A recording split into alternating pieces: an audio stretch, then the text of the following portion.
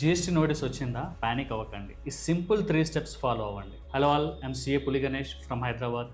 Last 9 ఇయర్స్గా బిజినెసెస్కి ఫైనాన్షియల్గా growth ఇస్తున్నాను. ఆ 3 స్టెప్స్ ఏంటంటే, స్టెప్ నెంబర్ 1, నోటీస్ని కంప్లీట్గా చదవండి. అసలు నోటీస్ ఎందుకు వచ్చింది, రీజన్ ఏంటి, డ్యూ డేట్ ఏంటి, సెక్షన్ ఏంటి అనేది ఖచ్చితంగా మీరు అన్ని చెక్ చేయండి. స్టెప్ నెంబర్ 2, రిక్వైర్డ్ డాక్యుమెంట్స్ని కలెక్ట్ చేయండి. అసలు నోటీస్ వచ్చింది, దాంట్లో రిక్వైర్డ్ డాక్యుమెంట్స్ ఏంటి, like GSTR 1, GSTR 3, sales invoices, purchase invoices, e way bills, invoices, bank statements, ఇవన్నీ కలెక్ట్ చేసి ఒక దగ్గర పెట్టుకోండి. నెంబర్ 3, రిప్లై ఇవ్వడానికి ముందు మీ సిఏని కన్సల్ట్ అవ్వండి.